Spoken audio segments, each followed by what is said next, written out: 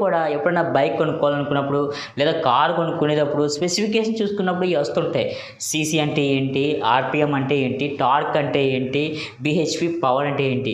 But ఇవి చూస్తాం కానీ అసలు ఇవి ఏంటి, ఎలా కొలుస్తారు, ఏ విధంగా వీటిని చూడాలి అనేదైతే ఎవరికి అయితే తెలియదు. సో వీటిని డీటెయిల్గా అయితే ఈ వీడియో అయితే తెలుసుకుందాం. ఇక ఫస్ట్ పాయింట్ చూసుకుంటే కనుక సీసీ. సో సీసీ అంటే ఏంటి, జనరల్గా మనం బైకుల్లో ఎక్కువగా వింటుంటాం 100 సీసీ అని, 150 సీసీ అని, 200 సీసీ అని, 1000 సీసీ అని కూడా అంటుంటారు. అసలు సీసీ అంటే ఏంటి, ఏమి లేదండి. సీసీ అంటే cubic centimetres. So CC cubic centimetres అంటే ఇప్పుడు మనకి ఇంజిన్ లోపల సిలిండర్ అనేది ఉంటుంది.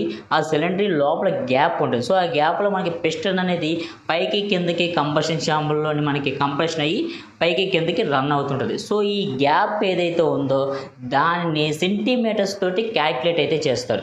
సో దానికి సెంటీమీటర్స్ తోటి top to down surrounding calculate చేసిన మెజర్మెంట్స్ చేసిన ఆ మెజర్మెంట్స్నే సీసీ అని అంటారు. సో ఆ మెజర్మెంట్స్ గ్యాప్ ఎక్కువగా ఉంటే సీసీ అనేది పెరుగుతుంది. అంటే సెంటీమీటర్స్ గ్యాప్ అనేది ఎక్కువ ఉంటే సీసీ పెరుగుతుంది, గ్యాప్ అనేది తక్కువగా ఉంటే సీసీ తగ్గుతుంది అనమాట. సో దాన్ని బట్టే సిలిండరీ ఉంటుంది, దాన్ని బట్టే ఇంజిన్ కెపాసిటీ అని కూడా ఉంటుంది. సింపుల్గా చెప్పాలంటే కనుక సీసీ అంటే ఇంజిన్ కెపాసిటీ.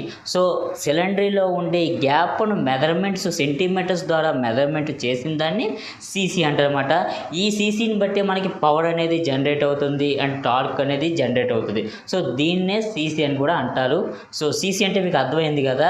ఇంకా నెక్స్ట్ చూసుకుంటే కనుక ఆర్పిఎం. సో ఆర్పిఎం అంటే ఏంటి, జనరల్గా మీకు ఐసీ ఇంజిన్ అంటే ఐడియా ఉంటే ఓకే, బట్ ఐడియా లేకపోతే కనుక పైన కార్డ్స్లో నేను ఐసీ ఇంజిన్ ఏ విధంగా వర్క్ చేస్తుంది అనే దానికి ఒక వీడియో అయితే చేశాను.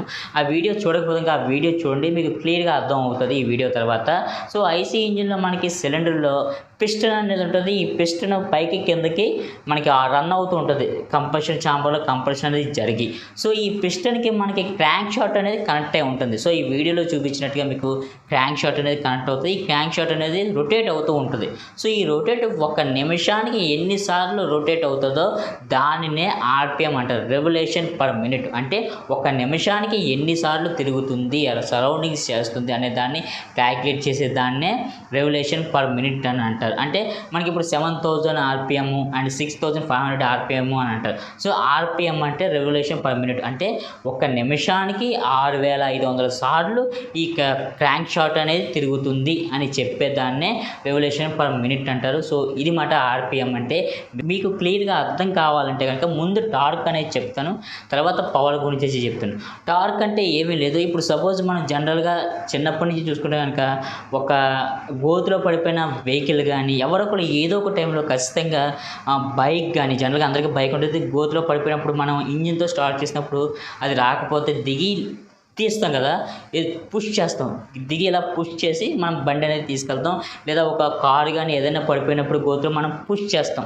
సో ఈ పుషింగ్ ఏదైతే ఉందో దాన్నే టార్క్ అంటారు. అంటే ఇప్పుడు ఒక వెహికల్ కానీ, కారు కానీ, లేదా బైక్ కానీ, లారీలు కానీ తక్కువ వెయిట్ అండి, 100 kgs కానీ నుంచి 1 ton, ton, half ton, 500 kgs లేదా టన్ను, 1000 kgs వెహికల్ ఉంటుంది. సో స్టార్టింగ్ ఈ వెహికల్ ముందు కదలాలి అంటే దానికి పుషింగ్ అనేది అవసరం.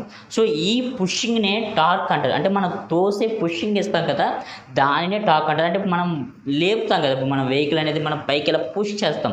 సో ఈ పుష్ అనేది ఏదైతే ఉందో దాన్ని టార్క్ అంటారు. సో ఈ టార్క్ అనేది మనం ఫస్ట్ గేర్ వేసినప్పుడు చూస్తే కనుక మనకి పికప్ ఒకసారిగా స్టార్టింగ్ ఎత్తుకుంటే చూసారు, దాన్నే టార్క్ అంటారు. అంటే చూడు పికప్ చాలా బాగుంది, స్టార్టింగ్ ఫస్ట్ గేర్లో బాగా ఎత్తుకుంటుంది, పికప్ అందుకుంటుంది అని అంటే చూడు, కొంతమంది పికప్ లేదు అసలు అని అందుకుంటలేదు అని అంటారు. సో దీనినే టార్క్ అంటారు. ఈ టార్క్ అనేది యాక్చువల్గా పెద్ద పెద్ద వెహికల్స్ ఉపయోగపడతాయి. అంటే బస్సులో కానీ అంటే ట్రాన్స్పోర్ట్ వెహికల్స్లో కానీ బాగా ఉపయోగపడుతుంది. సో అక్కడైతే మనకి ఒక 50 మందికి వచ్చిన బస్సును కానీ లేదా హెవీ లోడుతున్న ట్రాన్స్పోర్ట్లో ఉన్న లోడుని కానీ మనకి వెహికల్ అనేది లాగాలి కాబట్టి దానికి అప్పుడు టార్క్ అనేది బాగా ఉపయోగపడుతుంది. మనకి 100 cc బైక్లో స్పెండర్లో కట్ట అనేది టార్క్ అనేది మనకు అంత అవసరం అయితే ఉండదు. సో ఇంకోటి చూసుకుంటే కనుక మనం కొండల గట్ట ఎక్కుతాం. సో కొండల గట్ట బైక్ ఎక్కించేటప్పుడు మీరు ఎప్పుడైనా అబ్జర్వ్ చేస్తే కనుక మనకి టార్క్ అనేది అక్కడ ఎక్కువ అవసరం వస్తుంది. సో మనకి అక్కడ ఏంటంటే పుష్ చేయాలి. మనకి ఎలా ట్యాప్డ్గా ఉన్నప్పుడు మనకి పుష్ చేయాలంటే ఖచ్చితంగా టార్క్ అవసరం. అప్పుడు మీకు బుల్లెట్ కానీ లేదా హిమాలయ బైక్స్ కానీ లేదా ఎక్కువ సీసీ ఉండి టార్క్ ఎక్కువ ఉన్నాయి చాలా సునాయాసంగా ఎక్కుతాయి. అదే టార్క్ తక్కువ ఉన్నాయి సౌండ్ వచ్చేది జీమని సౌండ్ అవుతుంది తప్ప అది ఎక్కడానికి చాలా ఇబ్బంది పడుతుంటుంది. సో దీనిని టార్క్ అని అంటారు. సో ఇంకా నెక్స్ట్ చూసుకుంటే కనుక పవర్ అని చెప్పుకోవచ్చు BHP. So what is the BHP? So BHP అంటే బ్రేక్ హార్స్ పవర్ అని అర్థం. సో ఇది ఎందుకు ఉపయోగపడుతుంది అంటే ఇప్పుడు యాక్చువల్గా టార్క్ ఏంటి, మనకి స్టార్టింగ్ ఎత్తుకోవడానికి, స్టార్టింగ్ బండి మూవ్ అవ్వడానికి టార్క్ అనేది అవసరం అని చెప్తున్నాం. బట్ ఈ పవర్ ఎలాగా, ఈ పవర్ అనేది మనకి సపోజ్ ఈ పవర్తో మనం ఒక 40-50 కిలోమీటర్లు స్పీడ్లో వెళ్తున్నాం, అప్పుడు మనకి టార్క్ అనేది ఉపయోగపడదు. అప్పుడు మనకి కావాల్సింది ఏంటి, ఇంకా పవర్ కావాలి అంటే అప్పుడు ఈ బీహెచ్పి అనేది ఉపయోగపడుతుంది.